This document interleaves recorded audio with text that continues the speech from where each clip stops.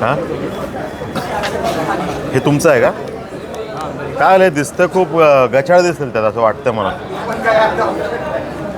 हां, काय करावं? आवाज येणार नाही ते खाली ठेवल्यावर. हां,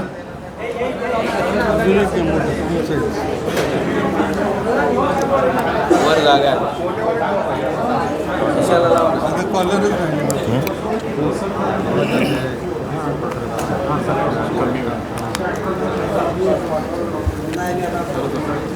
हां, शॉर्टमध्ये सुरू करून द्या.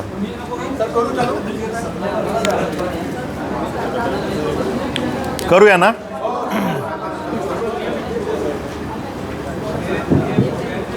हॅलो हॅलो, कृपया लक्ष द्या.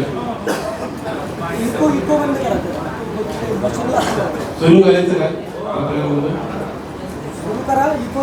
इको बंद करा. आता कसा करायचा बंद? साऊंड सिस्टम कोण आहे का इकडे? साऊंडवाला कोण आहे बघ. हॅलो, बघा बरोबर येते आवाज? ओके. सन्माननीय आमदार विक्रमदादा पाटील आपल्याशी पत्रकारांशी संवाद साधण्यासाठी इथे उपस्थित राहिलेले आहेत. अतिशय कमी वेळामध्ये माझे सर्व पत्रकार बांधव इथे उपस्थित राहिले, त्याबद्दल सर्वांचं मी मनापासून आभार मानतो. पनवेलच्या प्रश्नावर सतत ज्वलंतपणे आपली भूमिका मांडत असताना ती आपल्यापर्यंत पोहोचवावी ही भावना सन्माननीय आमदार विक्रमदादा पाटील यांची आहे. या पत्रकार परिषदेसाठी सन्माननीय कोकण म्हाडाचे माजी सभापती बाळासाहेबजी पाटील इथे उपस्थित आहेत. त्याचबरोबर भारतीय जनता पार्टीचे प्रदेशाचे सदस्य सन्माननीय सुभाषजी कदम, तसेच भारतीय जनता पार्टीचे महाराष्ट्र प्रदेश सदस्य प्रशांतजी कदम येथे उपस्थित आहेत. आता झालेल्या अधिवेशन आणि त्या काळामध्ये मांडलेले सर्व प्रश्न आणि पनवेलकरांच्या न्याय हितासाठी मांडलेली एक प्रामाणिक भूमिका आणि त्याला दिलेला न्याय या संदर्भात पत्रकारांशी संवाद साधण्यासाठी स्वतः आमदार साहेब इथे आलेले आहेत. आपण सर्वजण इथे आलेले आहेत. मी आमदार विक्रमदादांना विनंती करतो, कृपया आपण आपल्याशी संवाद साधायचा. द्या ते पण. आपल्या सगळ्यांचं या संवाद कार्यक्रमामध्ये मी स्वागत करतो. खरं तर हिवाळी अधिवेशन नागपूर येथे नुकतंच संपन्न झालं आणि त्यानंतर त्या अधिवेशनामध्ये पनवेलकरांचा आवाज मांडण्याचा जो काही प्रयत्न आपण केला, ते सगळे विषय आपल्यापर्यंत पोहोचावे. आपले सगळे पत्रकार बांधव खरं तर लोकशाहीचा चौथा स्तंभ आपण ज्यांना म्हणतो, त्यांच्यापर्यंत ते विषय पोहोचावे आणि त्यांच्या माध्यमातून जनतेलाही त्याची माहिती मिळावी की नक्की ज्यांना आम्ही विधान भवनात पाठवलं आहे ते आमची बाजू योग्य पद्धतीनं मांडतायत का, खरंच जी जबाबदारी त्यांच्यावर सोपवली त्याला ते न्याय देत आहेत का. आणि म्हणून एक वेगळा पायंडा या माध्यमातून पाडण्याचा आपण हा प्रयत्न करतोय की जर का विक्रांत पाटीलचा एक नावाचा एक आमदार, ज्याला आता महाराष्ट्राच्या विधान परिषदेमध्ये आमदार म्हणून जबाबदारी मिळालेली आहे, तो प्रत्येक अधिवेशनानंतर हा प्रयत्न करेल की अधिवेशनानंतर तिथे जे काही घडलं ते पनवेलकरांना उत्तर देणं हे मी बंधनकारक समजतो, ती माझी जबाबदारी समजतो.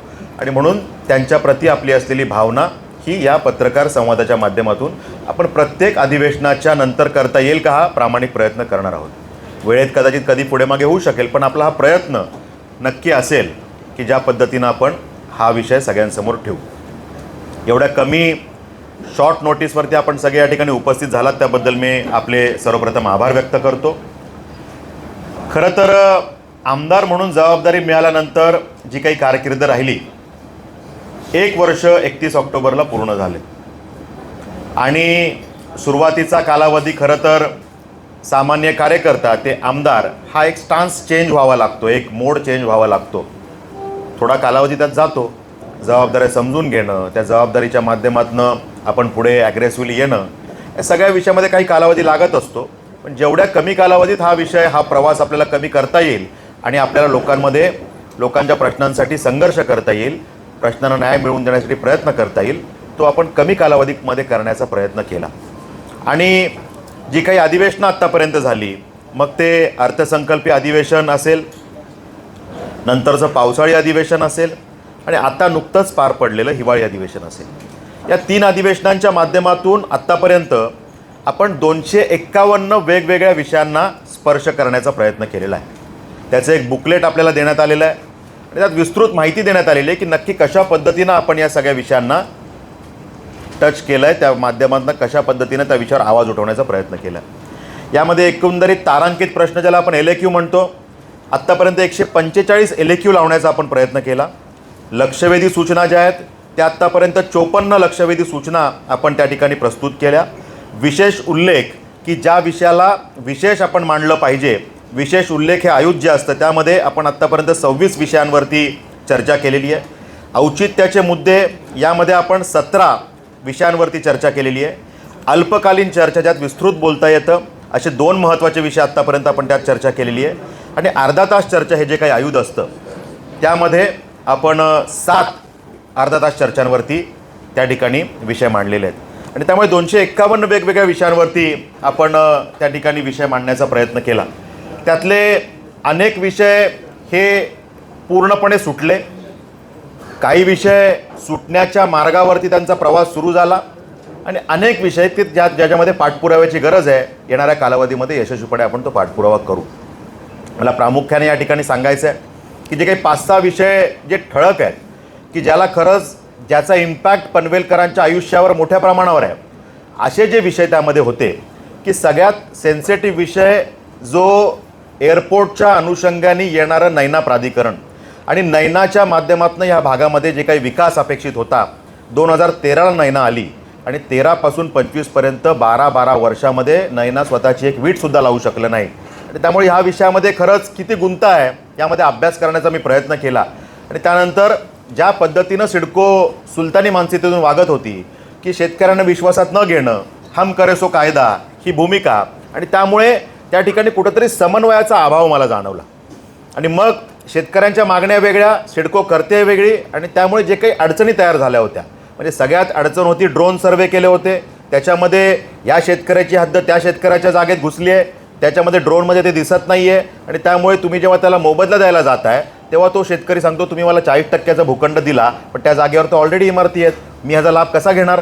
त्यामुळे तो स्वतःची मूळची जागा सोडायला तयार नव्हता, त्यामुळे ती प्रश्न सुटत नव्हते.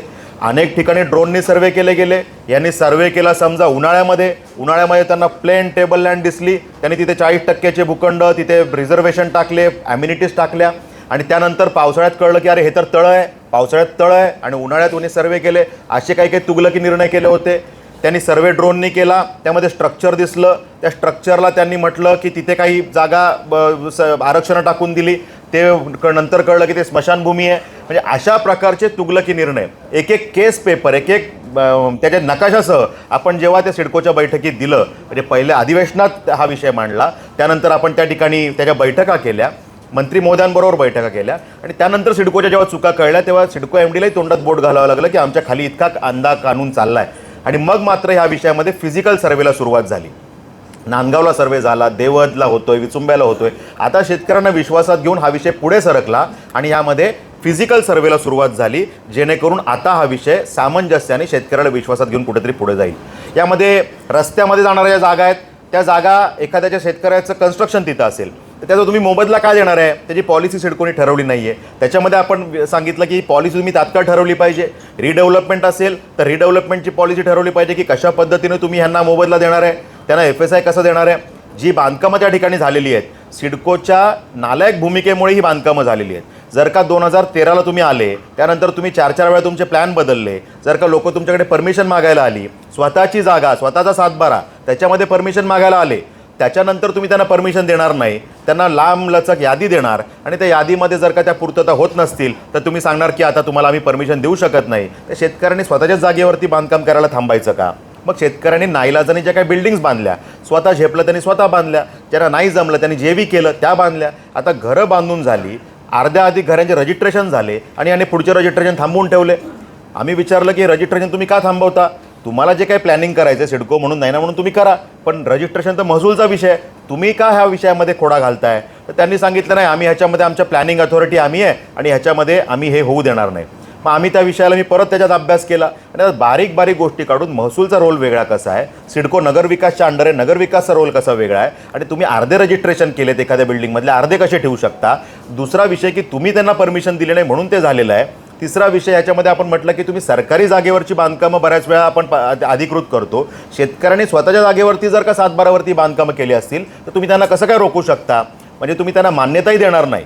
ते CC मागायला आले तर त्यांची तुम्ही कचऱ्याची विल्हेवाट लावू शकत नाही, त्यांचं तुम्ही सांडपाण्याची विल्हेवाट लावू शकत नाही, तुम्ही त्यांना कुठलीच सुविधा देऊ शकत नाही. आणि मग तुम्ही CCच्या तुम्ही तुमची जबरदस्ती काय की आमच्याकडनं घेतली पाहिजे?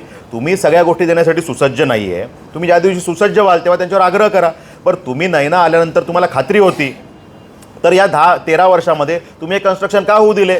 तुमच्या सगळ्या वरपासून खालपर्यंत अधिकाऱ्यांची भूमिका वेगळी, प्रत्येकाचं एकमेकांशी असलेलं संगनमत वेगळं, अतिक्रमण विभागाची काही फक्त त्याच्यावरती पोट चालतं अनेक लोकांचं, म्हणून तुम्ही ही नाटकं चालू केली आहेत. तुम्ही ही कन्स्ट्रक्शन होऊ का दिली?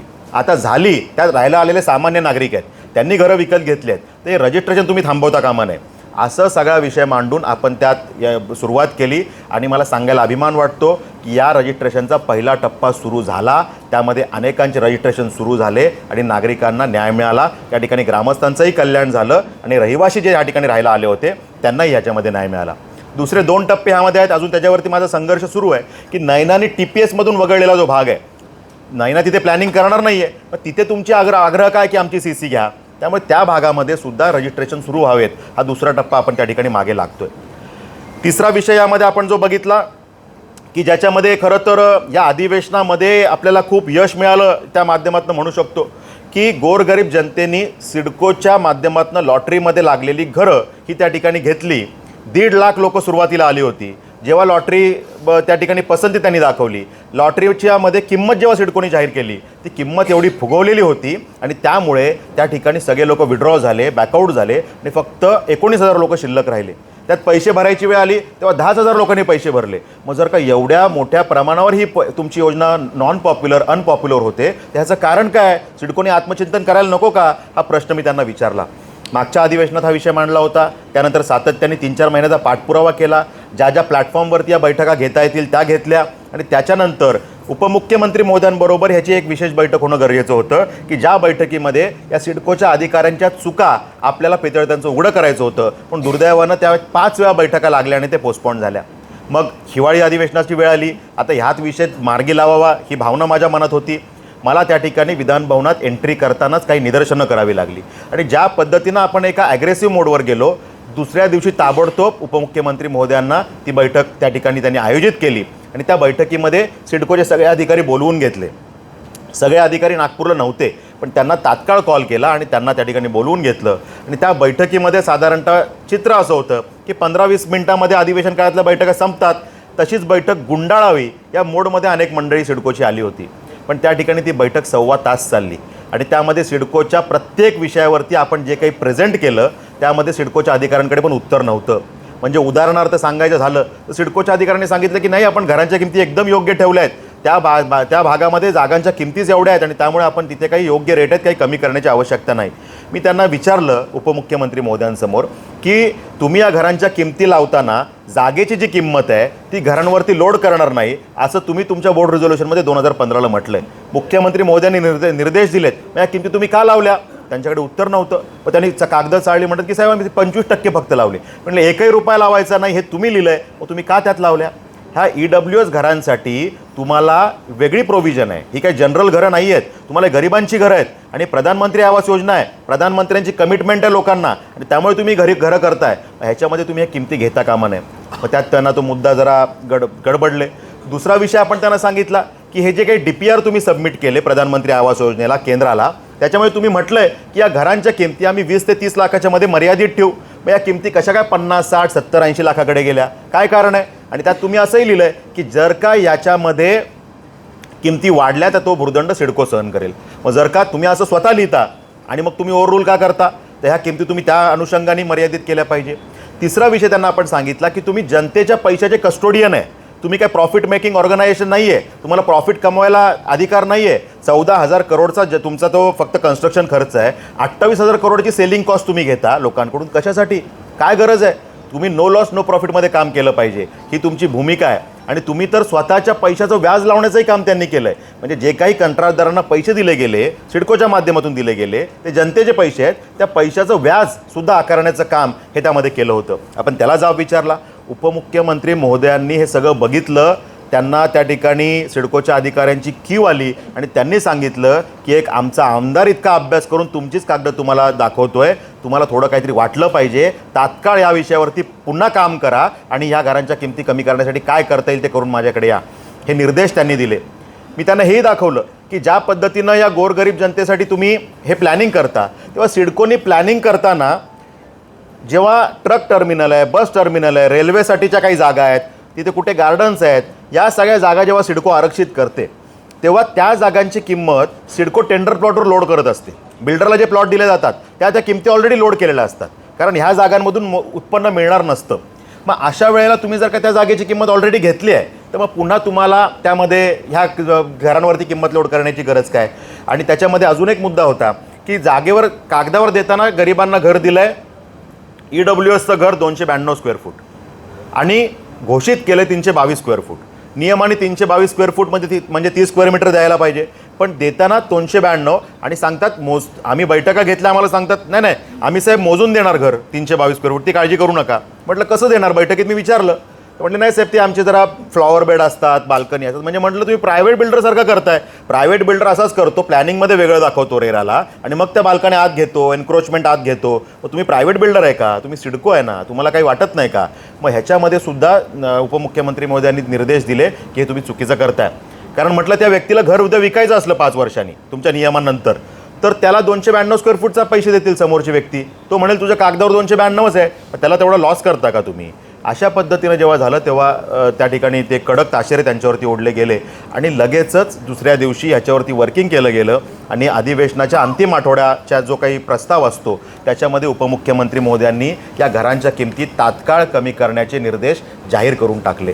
म्हणजे अशा पद्धतीनं जेव्हा एखादा निर्णय होतो तेव्हा माझ्यासारख्या सामान्य कार्यकर्त्याला तो आनंदाचा विषय आहे की ज्या वेळेला मी संघर्ष केला तर त्याचं बघतो करतोमध्ये विषय न नेता तात्काळ निर्णय जेव्हा सरकारने दिला तेव्हा खरं तर ही आनंदाची गोष्ट आहे. आणि एका बाजूला राज्यातले मुख्यमंत्री लाडके देवाभाऊ, उपमुख्यमंत्री महोदय यांना गरिबांसाठी घरं करायची आहेत. त्यांना मुंबईतला मराठी माणूस फार दूर जाऊ नये असं वाटतं आणि म्हणून त्यांनी ही घरं नवी मुंबईच्या आसपास केली आणि मुंबईचं अंतर नवी मुंबईपासून 20 मिनिटावरती अटल सेतूच्या माध्यमातून आणलं की जेणेकरून आमच्या मराठी माणसाला या ठिकाणी राहता यावं. आणि मग जर का सिडकोच्या अधिकाऱ्यांच्या नकारात्मक मानसिकतेमुळे घडणार असेल तर त्यांना जाब विचारणं हे माझं काम आहे, ते आपण केलं आणि त्यात मला आपल्या सगळ्यांच्या आशीर्वादाने यश मिळालेलं आहे. त्यामुळे हा दुसरा मुद्दा त्या ठिकाणी आपण यशस्वी करू शकलो.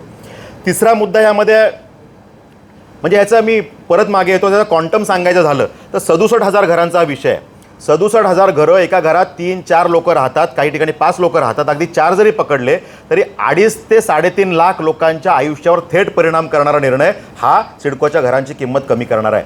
आणि 10% थेट कमी होणार आहेत. उर्वरित ह्यातलं गमक असं आहे की ज्याची किंमत समजा 47 लाख होती त्याचे 5 लाख कमी झाल्याने त्याची किंमत आता जर का 44 लाख किंवा 43 लाख झाली, 45 लाखाच्या खाली हा स्लॅब आल्याने त्याला जे काही 5% GST भरावा लागणार होता तो सुद्धा आता भरावा लागणार नाही, फक्त 1% GST भरावा लागणार आहे. त्यामुळे तोही इनडायरेक्ट बेनिफिट आहे. यामध्ये आम्ही मागणी करतोय की ह्या घराला LIG म्हटलं आहे, ते तुम्ही EWS शब्द केला तर त्याला 2.5 लाखाची प्रधानमंत्री आवास योजनेची सबसिडी मिळेल, तो एक बेनिफिट त्याला होईल. त्याला 6% स्टॅम्प ड्युटी लागते, ती स्टॅम्प ड्युटी EWS केलं तर त्याला 1,000 रुपये लागते, म्हणजे ती माफ होते. तर ते करण्यासाठीचाही पुढचा आम्ही टप्पा लढतोय. त्यामुळे असे सगळे विषय ह्याच्यामध्ये आहेत की ज्या इनडायरेक्ट एखादा निर्णय केल्यानंतर त्याचे इनडायरेक्ट रिप्लिकेशन असतात, ते करण्यासाठीचा आपला हा पुढचाही प्रयत्न आहे. त्यामुळे अशा पद्धतीने जर का मोजलं तर हा सगळा फायदा 15-20% आसपास जातो. आणि एका सामान्य व्यक्तीसाठी जर का एखाद्या घराचा 60 लाख किंमत आहे त्याच्यासाठी हे 6 ते 10 लाखाच्या मध्ये जी काही त्याची रक्कम वाचेल ती खूप महत्त्वाची आहे. कारण त्याचा पगार हा 25 ते 30 हजार आहे. त्याचा घराचा हप्ता 20-22 हजार जातो, 7-8 हजारात त्याला घर चालवावं लागतं. आणि जर का बचत करायची म्हटली तर 1000 रुपये पण महिन्याला वाचत नाहीत. आणि त्यामुळे वर्षाला 12,000 रुपये वाचवणार, 6-7 लाख नेट बचत करण्यासाठी त्याला आयुष्याचे 12-15 वर्ष खर्ची पाडावे लागणार होते, ते त्याला आज वाचले. त्यामुळे त्या सगळ्यांचे आशीर्वाद या माध्यमातून आपल्याला मिळालेले आहेत. आणि त्यामुळे हा मुद्दा त्या ठिकाणी मार्गी लागलेला आहे.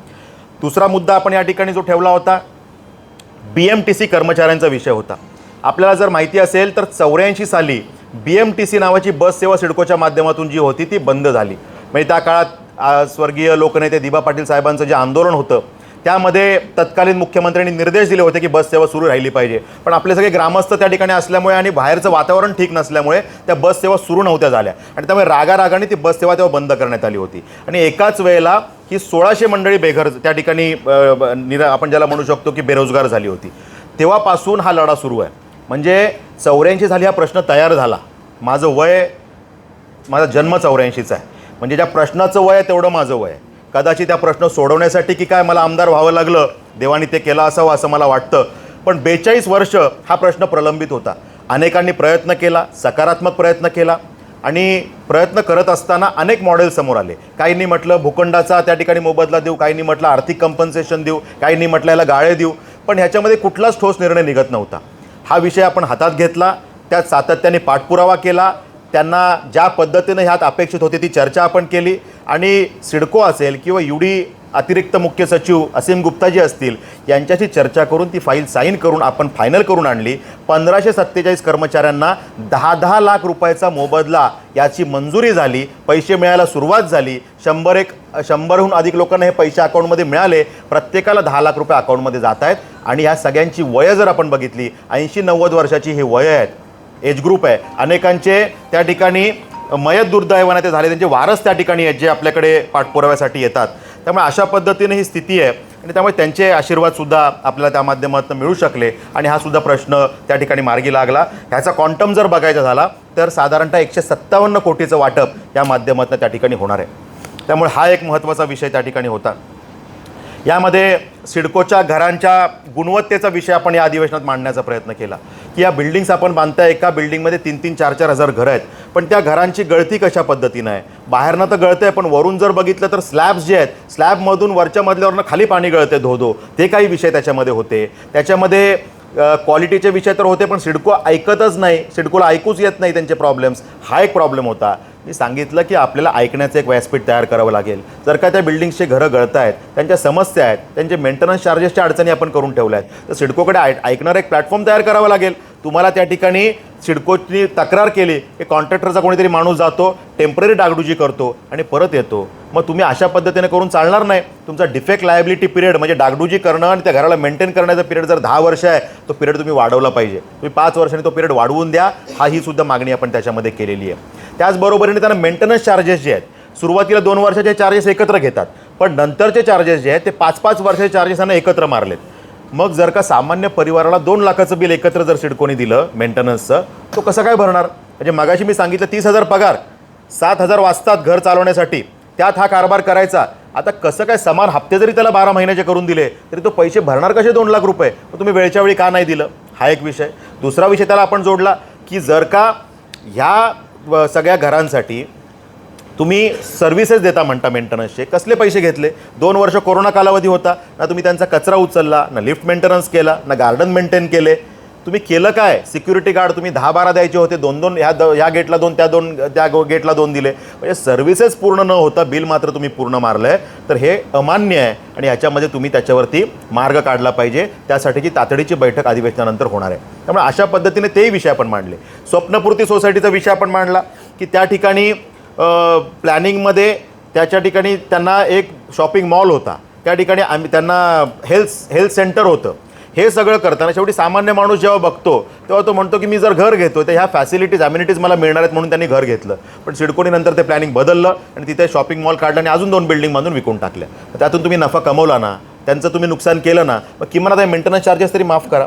अशा पद्धतीनं हे सुद्धा त्यांना आपण सांगण्याचं काम केलेलं आहे. आणि त्यामुळे अशा पद्धतीनं त्यात एक विषय पुढे घेऊन आपण गेलो आणि सिडकोच्या घरांच्या बाबतीमध्ये अशा पद्धतीनं विषय मांडलेला आहे. त्याच्यामध्ये नवीन पनवेल भागामध्ये जर आपण प्रश्न बघितला जो प्रश्न खरं तर खारघर भागातही आहे आणि अनेक भागात आहे, पण प्रातिनिधिक स्वरूपात आपण जे यश मिळवलं ते नवीन पनवेलच्या एक ज्याला आपण म्हणतो प्रातिनिधिक स्वरूपात ते आपण केलं. सेक्टर 1 ते 16 या भागामध्ये सिडकोने जेव्हा नियोजन केलं तेव्हा त्या भागामध्ये आपण बघाल की रस्ते छोटे आहेत, पाण्याच्या लाईन छोट्या आहेत. हे काय? कारण तिथे सिडकोने सुरुवातीला नियोजन बंगलो प्लॉटसाठी केलं होतं, पण नंतर सिडकोने स्वतःचं नियोजन बदललं. सेक्टर 9-10ला आपण बघू शकाल DAV स्कूलच्या आसपासचा भाग, सेक्टर 4-5 तिथे छोटे छोटे रस्ते आहेत. तिथे सिडकोनीच नंतर नियोजन बदललं आणि तिथे त्यांनी बिल्डिंग बांधायला परमिशन दिल्या. CC सिडकोने दिली, त्याची OC सिडकोने दिली, म्हणजे अधिकृत तुम्ही सगळं त्यांना दिलेलं आहे. लोक राहतात, वर्षानुवर्ष राहतात. आता जेव्हा तुम्ही त्यांना रिडेव्हलपमेंटचा विचार करायची वेळ आली, सिडकोकडे ते गेले तर सांगतात की तुमचं तर हे बंगलो प्लॉटचं नियोजन आहे, तिथे तुम्ही आता हे पाडलं तर बंगलोज बांधू शकता, तुम्ही बिल्डिंग बांधू शकत नाही. तर म्हटलं हे कुठले तुगलकी निर्णय तुमचे? तुम्ही जर का तिथे लोक राहतात, वर्षानुवर्ष राहतात, तर तुम्ही परमिशन देणार नाही. हा विषय आपण मागच्या अधिवेशनात पण मांडला, त्यानंतर बैठका केल्या आणि तात्काळ आपण त्याच्यावर निर्णय सकारात्मक करून घेतला की हो इथे तुम्हाला आम्ही मान्यता बिल्डिंगसाठी देऊ. आता त्याच्यामध्ये नंतर एक विषय उरला होता, म्हणजे ते पहिल्या विषयात यश मिळालं, पण दुसरा विषय शिल्लक राहिला होता की त्या पोटी आम्हाला काही चार्जेस द्यावे लागतील. त्याच्यामध्ये सुद्धा आपण त्या संघर्ष केला आणि आपण तो निर्णय सकारात्मक मोडवर आणून ठेवलेला आहे. लवकरच तो निर्णय जाहीर होण्याच्या मार्गावरती आहे की याच्यामध्ये जे काही तुम्हाला ही रिडेव्हलपमेंटसाठीची आता मान्यता तुम्ही घेणार आहे ते तुम्हाला अधिकृत करणं हा शब्द ते वापरत होते, ते नियमित करणं. आता तुम्हाला नियमित करण्याच्यासाठी त्याला काही चार्जेस देण्याची गरज लागणार नाही. अशा पद्धतीनं हा विषय आपण पॉझिटिव्ह प्लॅटफॉर्मवरती मोडवरती आणून ठेवलेला आहे. त्यामुळे तो सुद्धा दिलासा नागरिकांना मिळणार आहे. अंदाजे याचा क्वांटम मोजायचा झाला तर त्या भागामध्ये 1 लाखांपेक्षा जास्त नागरिक राहतात. थेट त्यांच्या जीवनावर परिणाम करणारा हा सुद्धा निर्णय त्या ठिकाणी असणार आहे. त्याचबरोबरीनं पुढचा एक विषय आपण त्या ठिकाणी मार्गी लावला की पनवेलकरांचा जिव्हाळ्याचा विषय, जो पाण्याचा विषय. पनवेलकरांना जे पाणी मिळतं त्याचं वेगवेगळ्या पद्धतीने नियोजन आहे. नगरपालिकेचं स्वतःचं धरण आहे, खूप छोटं आहे, त्यातनं काही पाणी मिळतं. त्याच्यानंतर त्या ठिकाणी आपण नवी मुंबई महापालिकेकडनं काही पाणी मिळतं, काही सिडकोकडनं मिळतं, काही महाराष्ट्र जल MJPकडनं मिळतं. अशा पद्धतीनं आपण पाण्याची मॅनेजमेंट करत असतो. आणि त्यामुळे मागच्या अधिवेशनामध्ये ह्या विषयाचा आपण पाठपुरावा केला, हा विषय मांडला. त्यावेळेला प्रस्तावित होतं की आपण रोह्याच्या डोलवहाळ डॅममधनं हे पाणी घ्यावं, पाईपलाईन करून आणावं. पण आदरणीय जलसंपदा मंत्री गिरीश महाजन साहेबांची प्राथमिक मी बोलणी केली आणि त्याच्यामध्ये काय फिजिबिलिटी, आम्हाला कसं पाणी देऊ शकता ही चर्चा केल्यानंतर त्या ठिकाणी समोर आलं की आपल्याला शिलार आणि पोशीर नावाची 2 धरणं कर्जतला होत आहेत, त्यातल्या एखाद्या धरणातनं आपल्याला पाणी मिळू शकतं. आणि मग त्याच्यामध्ये स्ट्रॉंग फॉलोअप कसा करता येईल, त्याच्यामध्ये आपण अधिवेशनात विषय कसा मांडू शकतो हा प्रयत्न आपण केला आणि तो विषय मांडला आणि त्या विषयाला सुद्धा यश आलं. शिलार डॅममधून पनवेल महानगरपालिकेसाठी आता हक्काचा कोटा हा मंजूर झालेला आहे आणि त्यामुळे पनवेलकरांची पुढची जी काही पाण्याची गरज आहे ती 100% यातून भागणार आहे. आणि त्यामुळे हे एक यश मिळालं. पण प्रॅक्टिकल बघितलं तर हे पाणी मिळण्यासाठी 5-7 वर्षाचा कालावधी लागू शकेल. त्यामुळे त्याच्या आधीची प्रोव्हिजन काय, तर त्याच्यामध्ये आपण जो नावाशेवा टप्पा 3ची योजना आहे ती आता 60% आलेली आहे, पूर्ण झाली आहे. ती योजना जर लवकर पूर्ण झाली तर त्यातून आपल्याला जी काय आता टाईम गॅप अरेंजमेंट म्हणतो आपल्याला की तोपर्यंतचा कालावधी 5 वर्षाचा कसा काढावा, त्याच्यामध्ये आता साधारणतः आपल्याला 30 ते 35 MLDची तूट आहे, ती भरून काढण्यासाठी काय करता येईल, तर तो प्रयत्न आपण त्या योजनेतनं केलेला आहे. त्यामुळे ती योजना लवकर पूर्ण होईल, या 3-4 महिन्यातही पूर्ण होऊ शकेल अशा स्थितीत आहे. पाठपुरावा त्यात करावा लागणार आहे, ते सुद्धा आम्ही करणार आहे. आणि त्याच्यामुळे हा सुद्धा विषय आपण विधान भवनात लावलेला आहे, त्याच्यावरती विशेष बैठकसुद्धा लावलेली आहे. त्यामुळे हा सुद्धा विषय पुढे त्या ठिकाणी जाईल. त्यामुळे अशा पद्धतीनं हे विषय सगळे समोर आलेले आहेत. पनवेल बस डेपोचा हा प्रश्न होता की जो सेन्सिटिव्ह विषय होता आणि अनेक वर्ष रखडलेला आहे. त्यामध्ये हे मॉडेल BOT तत्वावरती करतायत आणि त्याच्यामुळे अडचण ही होते. मी जेव्हा स्टडी केला की एन्व्हायरमेंट क्लिअरन्सच्या परमिशनसाठी हे रखडलं होतं. मग एन्व्हायरमेंटची परमिशन का लागते, तर कर्नाळा अभयारण्याच्या ह्या रेडियसमध्ये हा भाग येतो असं त्यांचं लॉजिक आहे. आणि त्यामुळे सुप्रीम कोर्टात ज्या काही परमिशन अडकल्या त्याच्यामध्ये हे सुद्धा अडकून गेलं. मी म्हटलं मग ह्याला हाईट का वाढवावी लागते, तर BOT मॉडेल असल्यामुळे तो कंत्राटदार स्वतःचा फायदा निघेपर्यंत तुम्हाला काही तुमचं बांधून देणार नाही आणि त्यामुळे त्याचा फायदा जो काही आहे, त्याचा फायद्याचा भाग जो असतो BOT मॉडेलमध्ये, तो हाईट वरती जात असल्यामुळे आपल्या ECमध्ये अडकते. मग यावेळेला जी मी मागणी केली त्यात मी बदल केला आणि त्यात सांगितलं की हे मॉडेल तुम्ही बदला, ह्या कंत्राटदाराला तर पहिले ब्लॅकलिस्टेड करा कारण ह्यांनी दुर्लक्ष केलेलं आहे आणि ह्याच्यामध्ये PPP मॉडेलमध्ये जाता येतं का, हे तुम्ही करा. पब्लिक प्रायव्हेट पार्टनरशिप, थोडे सरकारचे पैसे लावा, थोडे प्रायव्हेट त्यात पार्टनरशिप घ्या आणि त्या माध्यमातून केलं तर हाईट आपली कमीमध्ये भागू शकेल आणि मग आपल्याला EC क्लिअरन्सची गरज लागणार नाही. त्यामुळे एकतर PPP मॉडेल किंवा सरकारने स्वतःच्या पैशातून हे करावं, अशा 2 मॉडेलमध्ये आपण गेलो तर हे बस डेपोचा प्रश्न सुटू शकेल. कारण अनेकांची भावना या बस डेपोशी जुडलेली आहे. महाराष्ट्रातले लाखो नागरिक हे पनवेलकडे येत असतात आणि पनवेलचा जो काही भौगोलिक विकास आता होतोय त्यामुळे पनवेलच्या बस डेपोचं एक वेगळं महत्त्व आहे. त्यामुळे त्या विषयातही आपण त्या ठिकाणी मागणी केलेली आहे. त्या ठिकाणी गरजेपोटी घरांचा विषय होता की जो अनेक वर्ष प्रलंबित आहे. त्या ठिकाणी सरकारने 22 साली त्यात GR केलेला आहे, पण त्या सिडकोच्या अधिकाऱ्यांची मानसिकता वेगळी आहे, निगेटिव्ह आहे. त्याचं इंटरप्रिटेशन ते वेगळं करतात, अर्थ वेगळा लावतात आणि त्याच्यामुळे ते विषय सगळे तुंबून पडलेले आहेत. त्या विषयातसुद्धा तात्काळ आपण सकारात्मक निर्णय केले पाहिजे. जर का गावठाण विस्तार तुम्ही अनेक वर्षात केला नाही आणि आमच्या जर का नागरिकांची नैसर्गिक वाढ त्या ठिकाणी कुटुंबाची झालेली आहे, तर त्यांना स्वतःचं हक्काचं घर त्यांनी त्या ठिकाणी केलं आहे, त्याला रेग्युलराईज तुम्ही करण्यासाठी सरकार पॉझिटिव्ह होतं, त्यांनी GR करून दिला आहे. त्याचा तुम्ही सकारात्मक अर्थ काढला पाहिजे आणि ह्याच्यामध्ये तोडक कारवाया थांबल्या पाहिजेत. ही मागणीसुद्धा आपण या निमित्तानं त्यात केलेली आहे. दुसरा एक महत्त्वाचा विषय यामध्ये होता की अनेक जागा अशा आपल्या पनवेल भागामध्ये आहेत, म्हणजे खास करून देवीचा पाडा, घोटचाळ, टेंबोडे, वलवली या देवीचा त्या सगळ्या भागामध्ये समजा त्या सगळ्याच पट्ट्यामध्ये म्हणजे आपल्याला पाले खुर्द आहे, अशी अनेक गावं आहेत की ज्याच्यामध्ये सिडकोनी जमीन अधिग्रहण करणार म्हणून शिक्के मारून ठेवले. अजून 53 वर्षात जमीन घेतली नाही, मोबदलाही दिला नाही आणि आम्ही काही करायचं. शेतकरी आमचा गेला विषय मागायला काही की आम्हाला परमिशन द्या, तर ते आम्हाला लागेल तेव्हा आम्ही घेऊ, आमच्या अधिग्रहणाच्या अंडर आहे, प्लॅनिंगमध्ये आहे, आम्ही लागेल तेव्हा घेऊ. मग ते शेतकऱ्यांना नक्की करायचं काय या विषयाचा सुद्धा आपण मुद्दा मांडलेला आहे. आणि एक तर तुम्ही ती जमीन घ्या, जो काही नियम आणि मोबदला आहे तो द्या, जो काही बाजारभावाने त्या शेतकऱ्याला त्याच्याशी चर्चा करून योग्य वाटेल तो द्या, नसेल तर तुम्ही ती जमीन सोडून द्या, तुमचा शिक्का परत काढून घ्या. ही सुद्धा आपण मागणी केलेली आहे. त्यामुळे त्या विषयातही आपल्याला पाठपुरावा करून आपण यश त्यात मिळवूया आणि त्यासाठीचा पाठपुरावा आपला सुरू आहे. त्यामध्ये काही 3-4 विशेष डेव्हलपमेंट स्वरूपाच्या मागण्या आपण केल्या होत्या. म्हणजे जर का ह्या पनवेल भागाचा विकास होतोय, आंतरराष्ट्रीय विमानतळ एका बाजूला आहे, तर आता या शहराचा रस्त्यांवरचा ताण वाढणार आहे आणि त्यामुळे पनवेल सायन महामार्ग जो आहे त्याचा ताण आता वाढायला लागलेला आहे, ट्रॅफिक होतं आहे. मग त्याला पाम बीच रोडपर्यंत आलेला जो रस्ता आहे त्याला एक्सटेंड करून तुम्ही उलवा मार्गे तो पनवेलपर्यंत कोस्टल रोडच्या स्वरूपात आणला पाहिजे. ही मागणी आपण सिडकोकडे केलेली आहे. त्यामुळे त्या विषयामध्ये सुद्धा आपण पाठपुरावा करून तो एक्सटेंडेड रोड जर आपल्याला मिळाला तर त्या रोडच्या माध्यमातून आपल्याला ट्रॅफिकची समस्या सुटणार आहे. कारण आता जे काही ट्रॅफिक वाढेल, आता जी काही लोकसंख्या पुढच्या कालावधीमध्ये वाढेल ती गुणाकाराने वाढणार आहे, ती काही बेरजेने वाढणार नाही. कारण अचानक लोकांचा फ्लो वाढणार आहे. त्यामुळे ह्या सगळ्या गोष्टींसाठी आपण सुसज्ज आहोत का हा विचार करण्याचीही त्या ठिकाणी गरज होती आणि त्यामुळे अशा पद्धतीची मागणी आपण त्यात केली आहे. मेट्रोचं जाळं त्या ठिकाणी तयार केलं पाहिजे. म्हणजे पेंदर ते बेलापूर एक लाईन सुरू आहे, पण ती लाईन त्या ठिकाणी MIDCपर्यंत गेली पाहिजे. MIDCच्या माध्यमातून ती आमच्या खांदेश्वरपर्यंत आली पाहिजे आणि खांदेश्वरमधून खांदा कॉलनीलाही ती प्रस्तावित झाली पाहिजे. यासाठीची मागणी आपण त्या ठिकाणी केलेली आहे. कारण जेवढं आपल्याकडे पब्लिक ट्रान्सपोर्टचं जाळं मोठं होईल तेवढा रस्त्यावरचा ट्रान्सपोर्टचा ट्रॅफिकचा ताण हा कमी होणार आहे आणि त्यामुळे ती मागणीसुद्धा आपण त्यात केलेली आहे. सिडकोच्या माध्यमातून त्या विषयाचा सुद्धा पाठपुरावा भविष्यात आपण करणार आहोत. त्याचबरोबरीनं सेंट्रल पार्क नावाचं उद्यान की जे 120 हेक्टर जागेवरती आहे, पण आत्ता फक्त त्यातली 25 हेक्टर जागाच विकसित झाली. मग बाकीची जागा तुम्ही विकसित का करत नाही?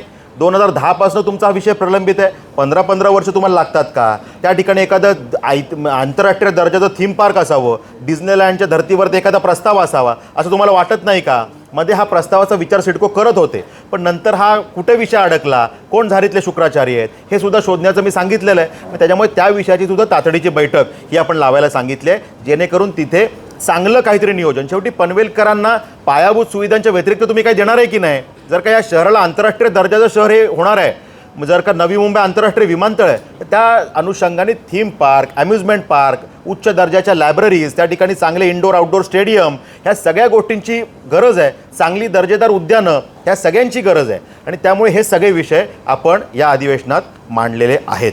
आणि त्यामुळे हा सुद्धा विषय खूप महत्त्वाचा त्या ठिकाणी आहे. तळोजामध्ये सुद्धा RPZ आहे, त्या ठिकाणी रिजनल पार्क झोन जर डिक्लेअर करता आणि तुम्ही डेव्हलपमेंट काहीच करत नाही, त्या ठिकाणी सुद्धा ती डेव्हलपमेंट केली गेली पाहिजे. ही सुद्धा मागणी आपण केलेली आहे. जेवढ्या आपल्या नद्या आहेत, मग गाडी नदी असेल, तिकडची आपली कासाडी नदी असेल, यांचं प्रदूषण हा एक विषय आहेच, त्यावर आपण बोलतोच आहे, पण यांची रिव्हर फ्रंट डेव्हलपमेंट केली पाहिजे. याला तुम्ही पर्यटनाच्या दृष्टीने ह्याला विकसित केलं पाहिजे.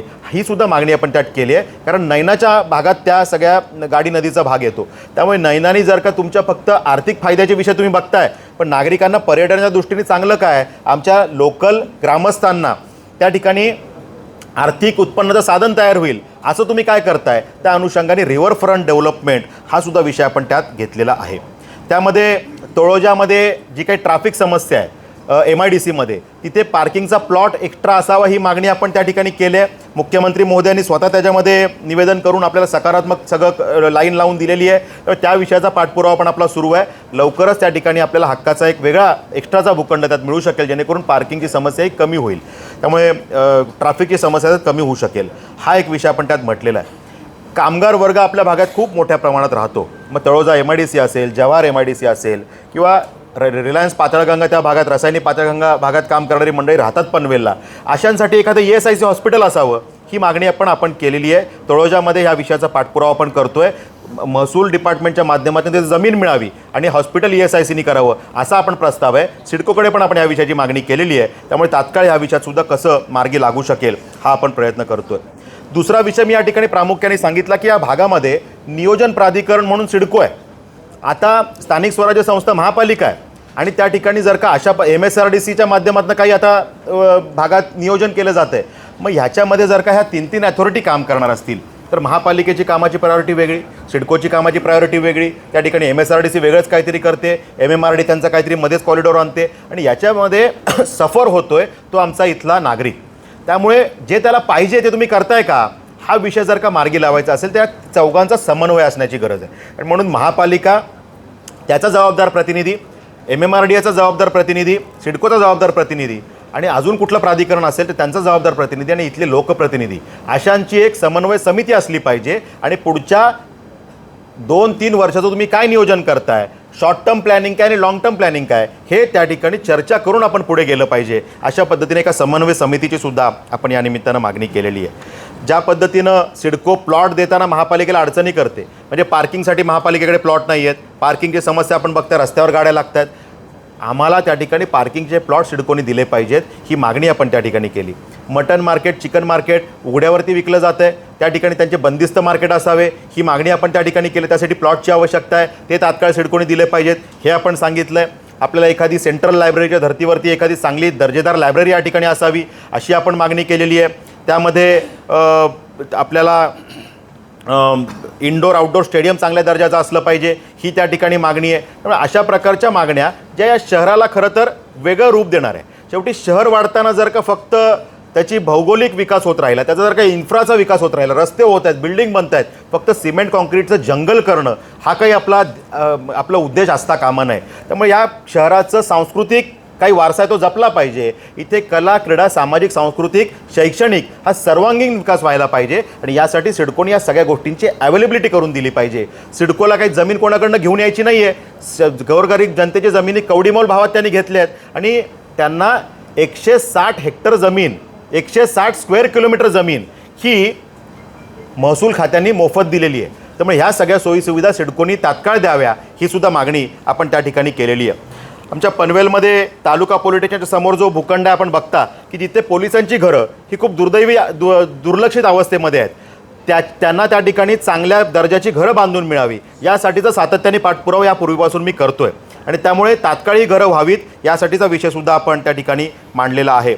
अप्पर तहसीलदारच्या ठिकाणी कार्यक्षमतेने त्यांना काम करता यावं यासाठी त्यांच्याकडे स्टाफची कमतरता आहे, त्यांना अधिकचा स्टाफ मिळावा ही सुद्धा मागणी आपण या निमित्तानं केलेली आहे. पण आपला वसई विरार अलिबाग कॉरिडॉर त्याचं काम जलद गतीने पुढे गेलं पाहिजे, कारण नागरिकांच्या जमिनीवर तुम्ही त्या ठिकाणी अधिग्रहणाचे सगळे प्रस्तावित करून ठेवलेलं आहे, पण मोबदला देताना मात्र तुम्ही अजून पुढे येत नाही. त्या विषयासाठी तात्काळ आपण पुढे गेलं पाहिजे या विषयात सुद्धा आपण पाठपुरावा करतोय. त्याचबरोबरीनं मुंबईला ज्या पद्धतीनं KEM जे असे हॉस्पिटल्स आहेत आणि जे सरकारी हॉस्पिटल्स आहेत आणि जिथे तुमचे वैद्यकीय कॉलेज पण आहे, मेडिकल कॉलेज विथ हॉस्पिटल असा प्रस्ताव एखादा पनवेलला असणं गरजेचं आहे. कारण पनवेलची डेमोग्राफी हे साधारणतः मध्यवर्ती भागात आपण असल्यामुळे कोकणाचं प्रवेशद्वार, पुण्याकडचं पश्चिम महाराष्ट्राचं प्रवेशद्वार आणि मुंबईचं प्रवेशद्वार, मग या ठिकाणी एखादं असं हॉस्पिटल असणं गरजेचं आहे जे मेडिकल कॉलेजला संलग्न असेल. त्यामुळे अशा प्रकारची मागणीसुद्धा आपण ह्यात केलेली आहे. आणि एक विषय जो थेट पनवेलशी कनेक्टेड नाही, नवी मुंबईशी कनेक्टेड आहे पण जिव्हाळ्याचा आहे कारण गोरगरीब जनतेचा आहे, तो म्हणजे EWS घरांचा एक घोटाळा सिडकोच्या माध्यमातून आणि नवी मुंबईच्या महानगरपालिकेच्या माध्यमातून झाल्याचा मी त्या ठिकाणी सांगितलं आहे. आणि त्यामध्ये काय झालं तर 1 एकर जागेच्या वरती जर का एखादं बांधकाम होणार असेल तर हा नियम आहे की 20% घरं तुम्ही एक्स्ट्रा बांधली पाहिजेत आणि गोरगरीब जनतेला EWSला दिली पाहिजेत, त्याची लॉटरी म्हाडा करेल हे सांगितलेलं आहे. पण त्या विषयात काय घडलं की 148 घरं ही 5 विकासकांकडूनच त्या ठिकाणी नवी मुंबई महापालिकेने घेतली, नियमाने घेतली, ती गरिबांना देऊन टाकली. त्यांचं अभिनंदन आहे. पण त्याच कालावधीमध्ये 11 विकासकांकडनं अशी 791 घरं अजून घ्यायला पाहिजे होती, ती घेतलीच नाही. त्यांना रिलॅक्स का केलं हा प्रश्न त्या ठिकाणी विचारला. ह्याच्यावरती एक समिती गठीत झाली, चौकशी समिती नेमलेली आहे. असीम गुप्ता अतिरिक्त मुख्य सचिव यांच्या नेतृत्वात ही समिती आहे आणि 791 घरी गरिबांना दिली गेली पाहिजेत हा विषय आपण त्या ठिकाणी मांडलेला आहे. आणि सगळे मोठे बिल्डर आहेत आणि त्यांना असं वाटतं की सिडको आमच्या खिशात, नवी मुंबई आमच्या महापालिका आमच्या खिशात. हा माजोरडेपणा आहे, हा कुठेतरी मोडला पाहिजे या भूमिकेतनं आपण हा विषय त्या ठिकाणी घेतलेला आहे. आणि जर का गोरगरीब जनतेला ही घरं मिळणार होती, कुठे मिळणार होती? प्राईम लोकेशनला मिळणार होती. त्यांना आतमध्ये कुठेतरी तुम्ही घरं द्याल, पण आज जर का त्या प्राईम लोकेशनला जो बिल्डर घर बांधणार आहे तिथेच ती 20% जर घरं मिळाली असती तर त्या गोरगरीब माणसाला असं कधी वाटत नव्हतं की मी अशा चांगल्या ठिकाणी राहू शकतो. पण त्या ठिकाणी राहण्याची संधी त्याला आली होती, ती यांच्या बदमाशीमुळे ती कुठेतरी बाजूला गेली. मग आपण त्यांना सांगितलं की आता तुम्ही ती घरं बांधून द्या. तुम्हाला आता ते म्हणतात आता साहेब खूप वरती आली बिल्डिंग, वरती आलं तर म्हटलं वरचे 4 मजले त्याला द्या. म्हटलं तुम्ही ते देणार नाही, कारण ते तर प्रीमियम असतात, त्याला चांगला रेट तुम्हाला मिळतो. त्यामुळे मग तुम्ही खालच्या चांगल्या लोकांना वर शिफ्ट करा, आमच्या गरिबांना खाली द्या तरी चालेल. तुम्ही तेही देणार नसाल तर 1 किलोमीटर रेडियसमध्ये त्यांना आता ही नवीन घरं बांधून द्या, ती प्रोव्हिजन UDCPRमध्ये. ते पण द्यायचं नसलं तर त्या बिल्डरकडनं त्या घरांची किंमत आणि जागेची किंमत वसूल करा आणि सिडकोने ती घरं बांधा.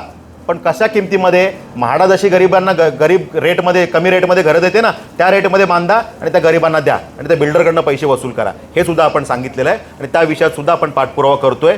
खूप कडक ताशेरे त्या विषयात सगळे आलेले आहेत. कारण असं होऊ शकत नाही की एकाच कालावधीमध्ये तुम्ही 148 घरं देता आणि 791 घरं देत नाही. म्हणजे एकाच नियमाचा तुम्ही एक वेगळा अर्थ एकीकडे लावता, दुसरीकडे वेगळा अर्थ लावता.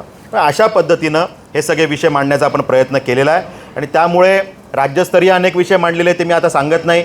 युवांचे काही विषय आपण केलेत, महिला सबलीकरणाचे विषय आपण मांडलेले आहेत. त्यामुळे त्या विषयात आपण काम करतोच आहे.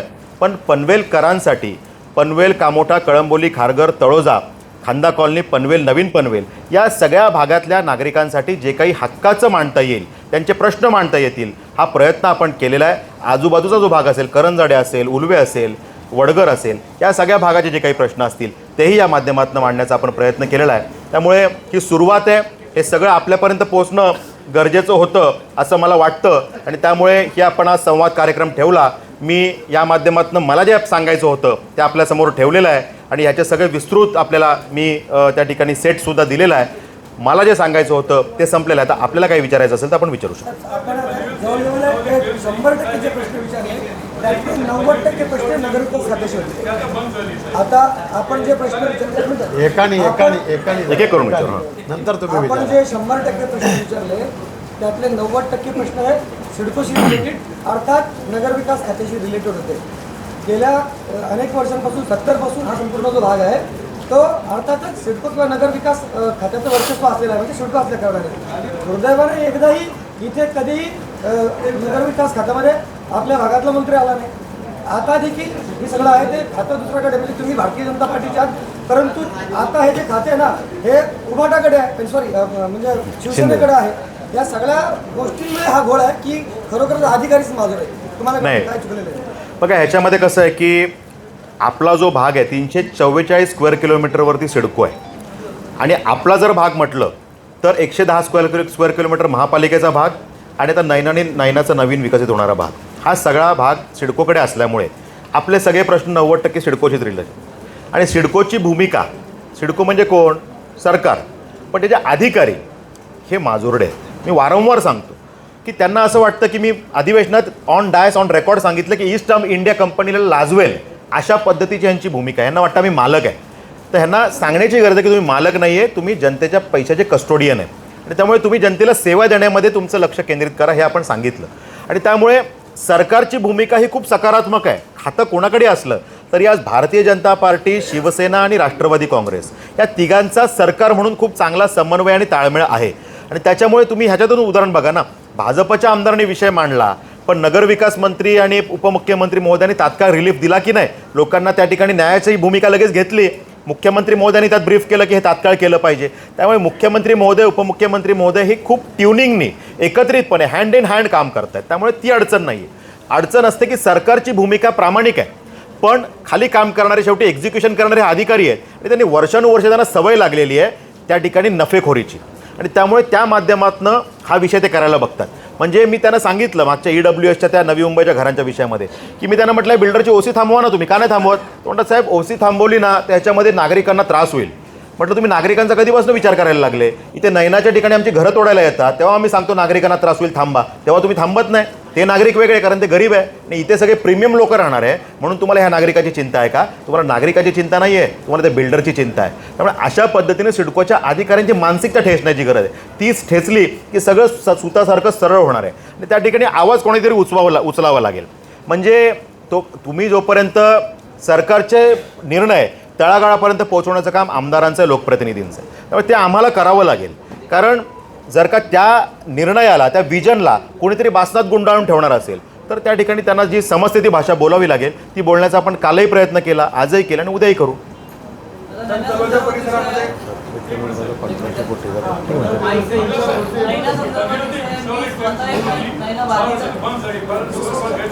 काय काय हां हो, हा विषय आपल्याला केंद्रीय रेल्वे मंत्र्यांशी बोलावा लागणार आहे. त्यामुळे त्या विषयाचा पाठपुरावा, थोडी प्रक्रिया मोठी आहे. आपलं निवेदन प्राप्त झालेलं आहे, त्या विषयात ताकदीने काम करून जे काही चांगलं करता येईल ते आपण करूया. तलोजा परिसरामध्ये प्रदूषणाचा मोठा गंभीर प्रश्न आहे, नागरिकांना त्रास होत आहे. आपण या कशात पाऊल उचलणार? हा खरंच खूप मोठा विषय आहे आणि त्यामध्ये आपण खूप गांभीर्याने काम करतोय.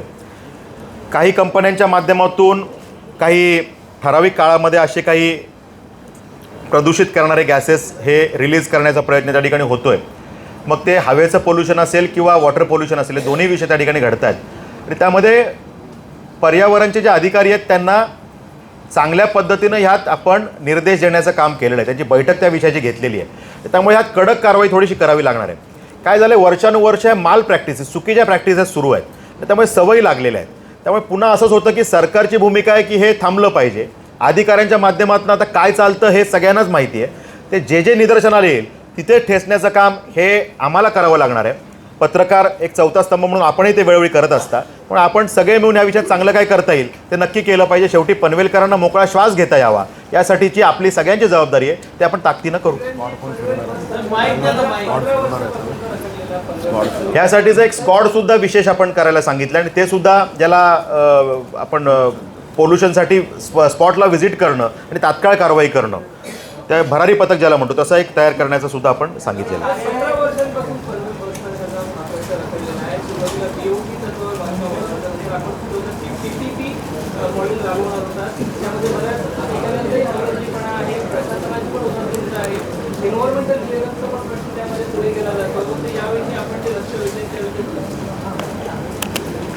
यात मी सांगितलं की मुळात या विषयाकडे थोडं गांभीर्याने बघण्याची गरज होती. नक्की गुंता काय आहे हा जोपर्यंत समजून घेत नाही तोपर्यंत प्रश्न कुठले सुटणार नाही. म्हणजे मी तुम्हाला जे काय आता सगळे प्रश्न सांगितले, जे सुटलेले सांगितले, त्यात तुम्ही बघितलं असं तर ते विषय खूप असे काही सुटणार नाही अशातले नव्हते, पण गुंता नक्की समजून घेत नव्हतं कोणी.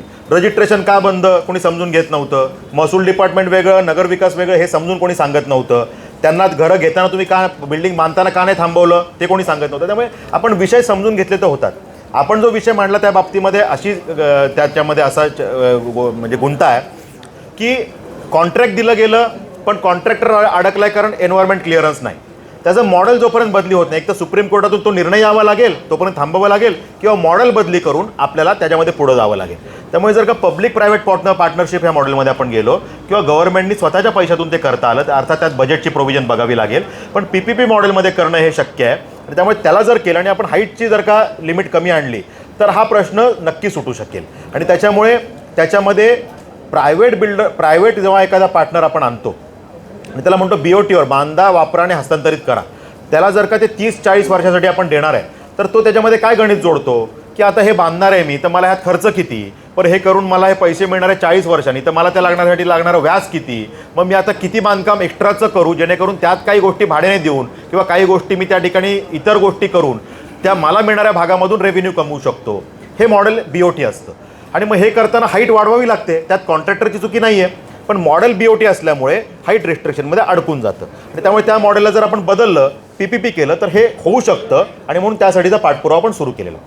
सिडकोने आपण सांगितलं की घरं देणार आहे 292 स्क्वेअर फुटची देणार आहे आणि ऑन रेकॉर्ड 322 होणार. आता पुन्हा तो म्हणजे ऑन रेकॉर्ड पुन्हा 322च असली तर 292 झाली. नाही, ह्याच्यामध्ये आपण काय केलं की त्यात मागणी केलेली आहे. दुसरा प्रश्न आपण BMTCचा प्रश्न घेतलेला साधारणतः 7 फेब्रुवारी 1984 आम्ही BMTC बंद झाली. आज जवळजवळ 40-45 वर्षे झाली. त्यात 1570 कामगारांना आपण 10-10 लाख रुपये सरकारतर्फे मंजूर करणार आहोत. त्यातले अर्धे कामगार वरती गेले कळलं का नाही, तर त्यांचा पुन्हा हेअरशिफ्ट करणार कोर्टामार्फत पुन्हा लेखी कृत्य होईल. 8 महिने हेअरशिफ्ट जाणार. त्याच्यामध्ये काय कळवट काढली आहे.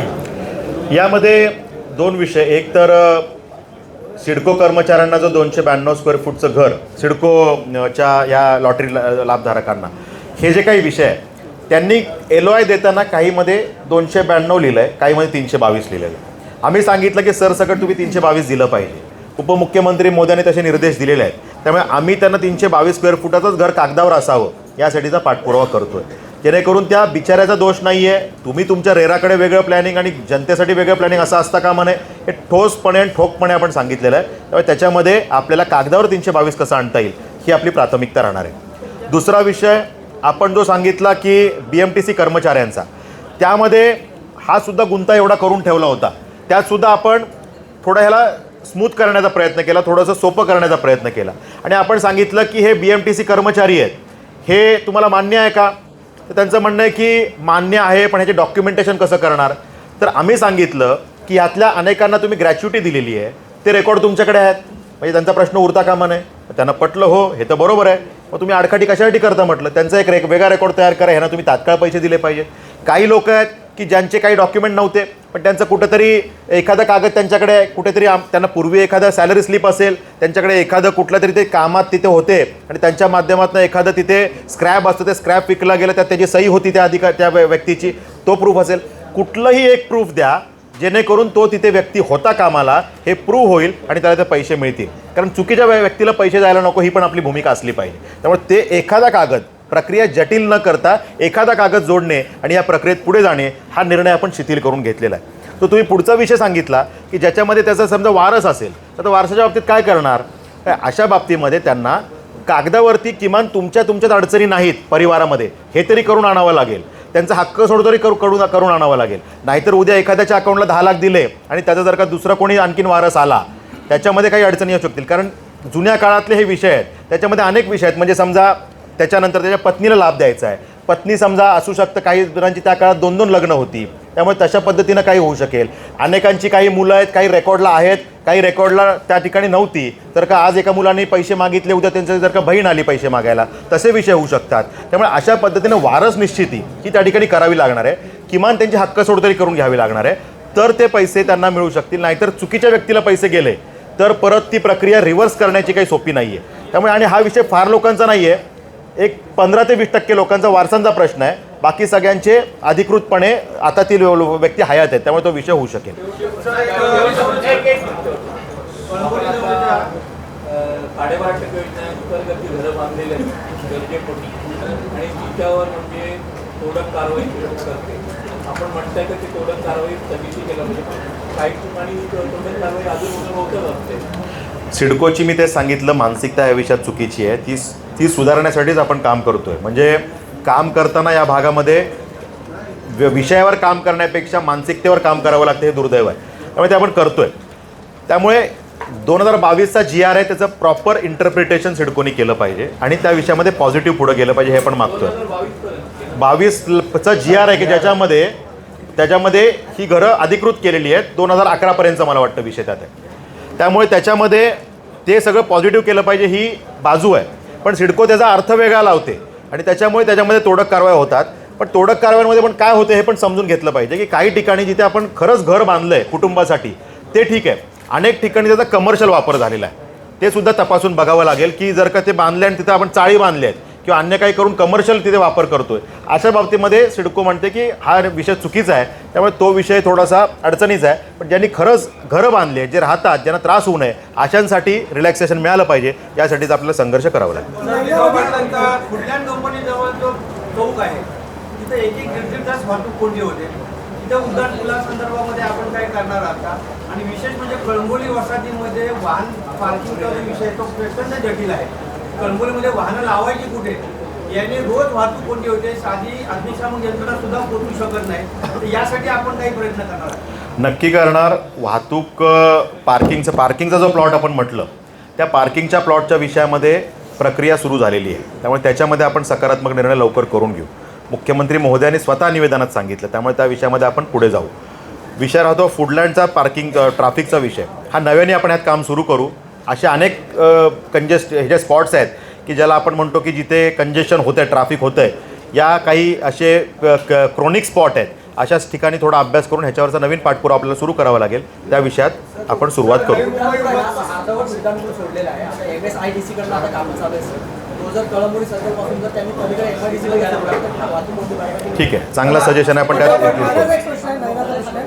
तुम्ही महिलाच्या विषयी अनेक प्रश्न उपस्थित केले. त्यापूर्वी म्हणजे 2013 नंतर तिथला नयना भागातला सर्व शेतकरी सिडकोच्या विरोधात, इथल्या प्रशासनाच्या विरोधात होता. तुम्ही ह्या नवीन काही घडामोडी झालेली किंवा प्रश्न उपस्थित केल्यानंतर तिथल्या शेतकऱ्यांचा या प्रकल्पाकडे बघण्याचा किंवा तुम्ही केलेल्या प्रश्नाकडे बघण्याचा दृष्टिकोन बदलला आहे का, तोच आहे आता? नाही, आपल्याला यात बघायला मिळेल की हा दृष्टिकोन बदललेला आहे. कारण यापूर्वी शेतकरी सिडकोवाल्यांना गावातच येऊ देत नव्हते, नयनावाल्यांनी गावातच यायचं नाही, ही भूमिका होती. कारण नयना वागत पण तशी होती. आता तुम्ही जर बघाल तर ही भूमिका बदलली. आता फिजिकल सर्वे सुरू झालेत.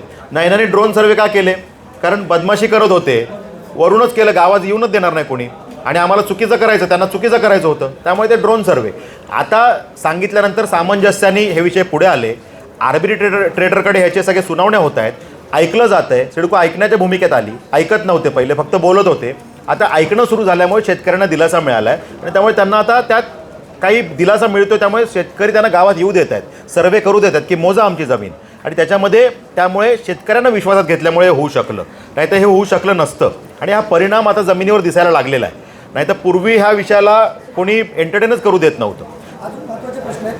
म्हणजे तिथले गावठणे असतील, गुरुचरणे असतील, अशा अनेक जमिनी एकतर सिडकोला तिथले शेतकरी येऊ देत नव्हते, तर त्या सगळ्या ऑफिसमध्ये बसूनच तिथलं रिझर्वेशन चेंज करायचं. त्या जमिनी ग्रामपंचायतीच्या कुठल्याही पद्धतीच्या परवानग्या न घेता, ठराव न घेता शासनाने परस्पर नयनाकडे वर्ग केला, सिडकोकडे वर्ग केला जातो. खरं म्हणजे ते कायदेशीरदृष्ट्या संपूर्ण बेकायदेशीर आहे. अशा विषय देखील निश्चितच लोकांचा म्हणजे आरोप आहे. कारण त्यांची राहती घरं आहेत, कुणाचं काही वहिवाट आहे. अशा गोष्टीविषयी देखील भविष्यात तुम्हाला वाटत नाही का काहीतरी नक्की प्रश्न उचलला पाहिजे? नक्की आपण यात विचार करू. आपल्या माहितीसाठी एक जरा 2 मिनटं ऐकूया. सिडकोच्या माध्यमातून जे काही जमिनी महसूल खात्याने सिडकोला दिल्या, परवा एक बैठक झाली अधिवेशनापूर्वी 6-7 दिवस, आणि त्यामध्ये महसूल मंत्र्यांनी कडक ताशेरे सिडकोला सांगितले. आणि सांगितलं बैठकीमध्ये ऑन रेकॉर्ड की सिडकोला आपण किती जमिनी दिल्या आहेत ते चेक करा, अधिकाऱ्यांना सांगितलं. आणि याचा वापर ज्या गोष्टीसाठी यांनी मागितला तो केला आहे का बघा. आता सिडकोला लेटर पाठवा, उत्तर मागवा याच्यावर काय केलं आहे. अशा पद्धतीचे सुद्धा निर्णय महसूल खातं करतं आहे. त्यामुळे जर का सिडको चुकीची वागत असेल तर त्यांनासुद्धा आज सोडलं जाणार नाही. सरकारी बॉडी आहे, पण ज्या गोष्टीसाठी घेतलं ते करा. शेवटी नागरिकांसाठी करायचं आहे ना, ते करा एवढीच भावना आहे. त्यामुळे कोणाशी आपली काही वैयक्तिक कोणाशी वाद नाही आहे, पण नागरिकांसाठी चांगलं व्हायला पाहिजे, ही भूमिका त्या ठिकाणी आहे. त्यामुळे जर आपण गुरचरणीचा जो विषय म्हटला की जी जमीन देताना ग्रामपंचायतीचा ठराव लागतो, हे योग्य आपण सांगितलं. त्या विषयात नक्की काय झालं मी वस्तुस्थिती बघतो, तपासून, आणि त्याच्यावर पुढे जाऊ. झोपडपट्ट्यापर्यंतच्या भूखंडावर सिडकोच्या आणि महानगरपालिकेच्या भूखंडावर तसं MIDCच्या भूखंडावरचे या पुनर्वसनबाबत आपण काय प्रश्न मांडला? नाही, मला प्रश्न नाही समजला. पनवेलमधील झोपडपट्ट्यांचं पुनर्वसन याबाबत. पनवेलमध्ये खरं तर झोपडपट्ट्यांचा पुनर्विकास व्हावा ही भूमिका आमच्या सगळ्यांचीच आहे. आणि त्यामुळे MMRDAने जी काही घरं बांधली आहेत, आपण बघत असाल की ज्याच्यामध्ये बालाजी सिम्फोनीकडे काही जागा आहेत की MMRDAने ते घरं बांधताना 4चा FSI दिला आणि त्यातला 1चा FSI हा घरांसाठी बांधकाम त्यांनी गोरगरिबांसाठी करून द्यायचं म्हटलं. ती घरं गिरणी कामगारांना दिली गेली होती, पण गिरणी कामगार ते इकडे यायला शिफ्ट व्हायला तयार नाही आहेत. त्यामुळे माझा प्रयत्न त्याच्यामध्ये असा आहे, त्या घरांची आता अवस्था दुर्दशा झालेली आहे, ती रिनोव्हेट करायची म्हटली तरी प्रत्येक घरावर 2-5 लाख खर्च करावे लागतील. मग अशी जर का घरं पडून ठेवण्यापेक्षा ती आमच्या पनवेलकरांना आपण या सगळ्या स्लम रिडेव्हलपमेंट स्लमच्या ह्यासाठी द्या, रिहॅबिटेशनसाठी, असा प्रस्ताव त्या ठिकाणी आपण मागे लागलेलो आहे आणि त्याचा पाठपुरावा आपण करतोय. जर का ते सक्सेस झालं तर आपल्याला त्या जागा त्या ठिकाणी मिळू शकतात. आणि 25 तारखेला उडान उठणार आहे, आपली कशा प्रकारे यामध्ये खरं तर वारंवार हे विषय समोर आलेले आहेत आणि प्रत्येकाची भावना की लोकनेते दिबा पाटील यांचं नाव प्रत्येकाच्या हृदयात असल्यामुळे हे नाव त्या ठिकाणी दिलंच गेलं पाहिजे. प्रत्येकाची भूमिका आहे, मग ती प्रकल्पग्रस्तांची असेल किंवा नेतृत्वाची असेल, आणि त्यामुळे ह्याचा पाठपुरावा त्या विषयात सगळा सुरूच आहे. आता या विषयात काम करताना ज्या काही प्रक्रिया सुरुवातीला करायच्या आहेत त्या प्रक्रिया सगळ्या सकारात्मक झालेल्या आहेत. राज्याकडून प्रस्ताव जो केंद्राला जावा लागतो तो सुद्धा सकारात्मक गेला आहे आणि केंद्राकडून आता ह्याची मान्यता बाकी असल्यामुळे या सगळ्या विषयामध्ये थोडासा वेळ लागतो, प्रलंबित विषय आहे. पण आपण हेही समजून घेतलं पाहिजे की हा फक्त नवी मुंबई आंतरराष्ट्रीय विमानतळाचा विषय शिल्लक नाही आहे. या जो प्रस्ताव केंद्राकडे प्रलंबित आहे त्याच्यामध्ये एकाच वेळेला 5 प्रस्ताव प्रलंबित आहेत. म्हणजे नवी मुंबई आंतरराष्ट्रीय विमानतळाला दिबा पाटील साहेबांचं नाव देणं आहेच, पण कोल्हापूरच्या विमानतळाला राजश्री शाहू महाराजांचं नाव देण्याचा विषय प्रलंबित आहे. पुण्याच्या विमानतळाला संत तुकाराम महाराजांचं नाव देण्याचा विषय प्रलंबित आहे. त्या ठिकाणी संभाजीनगर विमानतळाला छत्रपती संभाजी महाराजांचं नाव विषय देण्याचा प्रलंबित आहे. त्यामुळे हा सगळा विषय एकत्रित असल्यामुळे त्या एकत्रितच हा निर्णय त्या ठिकाणी होणार आहे.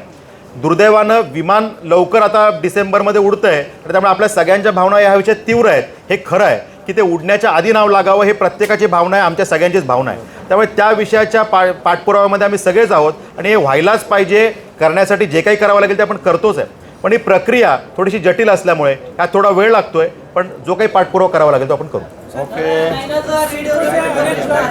2019 मध्ये सुधारूमध्ये इमारत पडली, एक मुलगा वारलेला, तरी त्याला मदत देखील मिळाली नाही, परमिशन ते मिळतच नाही. डेव्हलपमेंटला परवानगी दिली नाही. कोर्टीचा फॉर्म्युला देखील मान्य नाही आहे, तर याबद्दल काही यामध्ये सुद्धा आपण या विषयात विषय मांडलेला आहे. त्यात मी पाठपुरावा करणार आणि त्यात आपण न्याय मिळवू.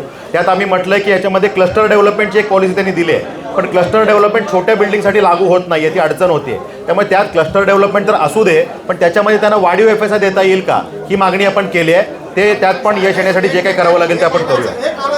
एक गावठाण एरिया आहे, कोटी गाव, विसुंबे गाव आणि धाकटा कांदा गाव. याच्यामध्ये 7/12 आमच्या संपत्ती समाविष्ट शिक्का पडलेला आहे. त्यामुळे आमचा विस्तार होत नाही. पहिले शिडको बोलायचे, पालिका बोलायची शिडकोचा. या चौलीमध्ये अनधिकृत बांधकाम पुन्हा खूप वाढले गेलेले. तर तुम्ही आता हा जो मी जो हा म्हटला विषय त्याच्यामध्ये हा विषय आला की ज्या जमिनीवर सिडकोनी उगाचं शिक्के मारले, धड आमच्या जमिनी घेतही नाही, मोबदला देतही नाही आणि शिक्का काढतही नाही, अशा विषयामध्ये आपण हा विषय मांडला आहे. त्यात पाठपुरावा करून त्यात यश मिळवू आणि आपले जी वर्षानुवर्ष एवढी पारंपरिक विषय घरं आहेत त्याच्यामध्ये त्या अडचणी असताच कामा नये, गावठाणात तर असताच कामा नये. जो काही पाठपुरावा ह्यात करायचा तो करू, पण ह्याच्यामध्ये खूप मोठा विषय आहे, त्यात आपण पाठपुरावा नक्की करणार.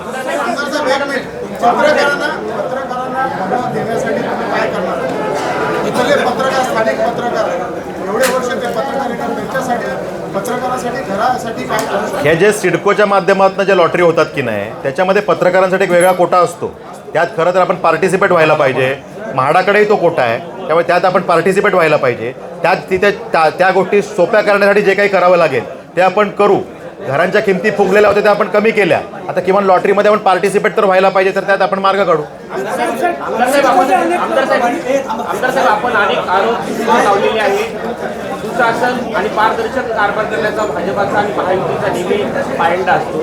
आपण सिडकोवर एवढे आरोप लावलेले आहेत, आपण या भ्रष्टाचार अधिकाऱ्यांची यादी कधी प्रदर्शित करणार आहे, कशा प्रकारे कठोर कारवाई करणार? नाही, ह्याच्यामध्ये विषय भ्रष्टाचाराचा नाही आहे, याच्यामध्ये काम करण्याची नकारात्मक मानसिकता हा विषय आहे. त्यामुळे हा काही भ्रष्टाचाराचा विषय नाही. म्हणजे त्या ठिकाणी बिल्डिंग बांधताना काही चुका करून पैसे खाण्याचा विषय सिडको करते असं मला म्हणायचं नाही आहे.